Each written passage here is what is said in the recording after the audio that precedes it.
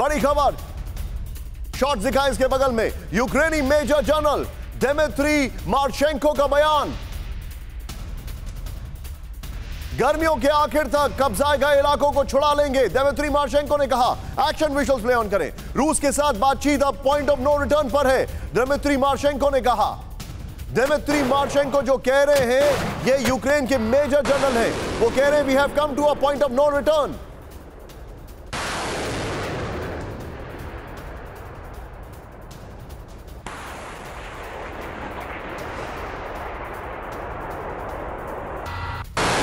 पर हम आपको दिखा रहे हैं, इनका यह कहना है कि किस तरीके से हम आ गए हैं पॉइंट ऑफ नो रिटर्न। लेकिन इस सब के बीच एक और बड़ी खबर, यूरोप के सबसे लंबे ब्रिज केर्च को टारगेट कर सकता है यूक्रेन।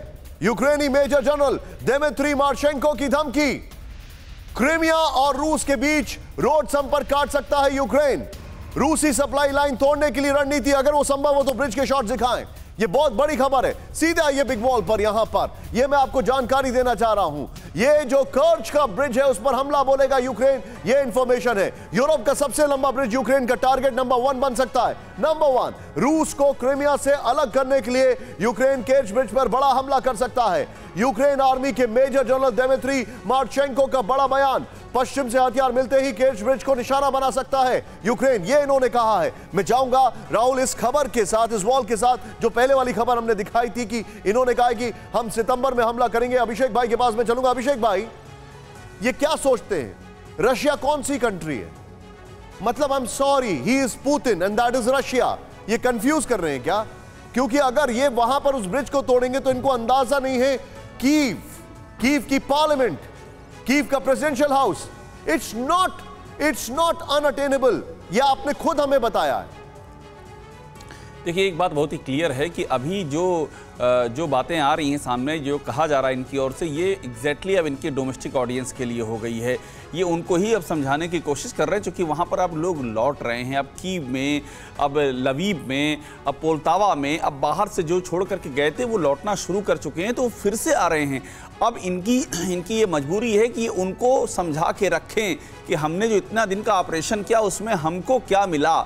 ये जो हमने लड़ाई, जो पूरी लड़ाई में हम इंगेज हुए, उसमें 20% हिस्सा तो हम खो चुके हैं, और इसके बाद हमको और क्या हम खोने जा रहे हैं। तो अब उनके पास ये मजबूरी है, और ये वहाँ की इंटरनल पॉलिटिक्स से भी लिहाज देखना चाहिए, क्योंकि वहाँ पर ऑलरेडी अपोजिशन को बैन कर दिया गया है, अपोजिशन के नेताओं को गिरफ्तार कर लिया गया है, निशांत। तो अब ये जेलेंस्की के जितने भी इस तरह की आपको बातें सुनाई पड़ेंगी, आप समझ लीजिए उनका टारगेट जो है वो इंटरनल ज़्यादा है, बजाय इसके कि कुछ सीरियस ऐसा मूव वो सोच रहे हों या फिर वो सोचने की स्थिति में हो, उनके पास ऐसी क्षमता हो।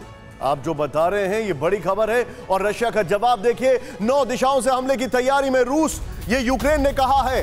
शॉट्स दिखाएं बगल में। रूसी हमले को लेकर यूक्रेन का बड़ा दावा, लुहांस्क में लगातार हमले कर रहा है रशिया, यूक्रेन ने कहा। लुहांस्क क्षेत्र में इस वक्त भयंकर युद्ध जारी है, यूक्रेन ने कहा। रूस फाइटर जेट, ग्रेनेड और तोप से हमले कर रहा है। एक बार फिर से मैं ये खबर बता रहा हूं, जरा ध्यान से देखें।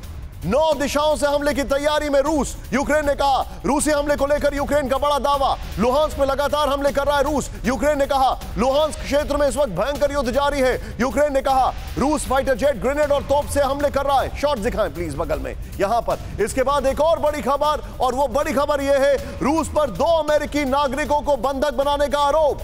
शॉट्स प्ले ऑन करें। यूक्रेन के लिए जंग में लड़ने गए थे दोनों अमेरिकी नागरिक। परिवार ने कहा आशंका है कि दोनों को रूस ने बंदी बना लिया है। व्हाइट हाउस ने अभी तक इसकी कोई पुष्टि नहीं की है, क्योंकि अमेरिका का कॉन्स्टिट्यूशन कहता है दुनिया में किसी भी अमेरिकन को कहीं पर भी अटैक होता है, then America has the right to self defence, और अमेरिका उनकी रक्षा कर सकता है। लेकिन रशिया ने इंग्लैंड के 2 सैनिकों को अभी अभी मौत की सजा दी है। क्यों नहीं, बल्कि डीपीआर ने। तो क्या इनको भी वो नहीं हो सकता है? यह बड़ा सवाल है।